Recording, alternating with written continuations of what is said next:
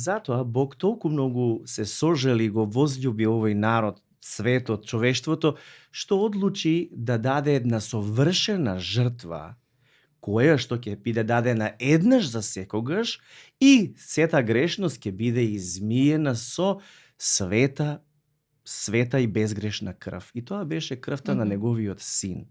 Затоа Господ го даде неговиот син Исус Христос да дојде на овој свет, и Исус дојде, се роди преку девица која што зачна од Светиот Дух, додека живееше на земјата, ја објави Божјата љубов и Божјата совршена волја за сите луѓе, и што направи? Доброволно пристапи да го даде, да го пожртвува својот живот за нас.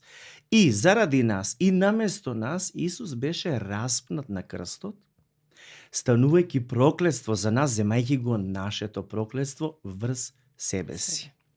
Потоа ја пролеа неговата света крв, со која што ни ги изми нашите гревови, целата наша грешност, умре, беше погребан и на третиот ден Исус воскресна.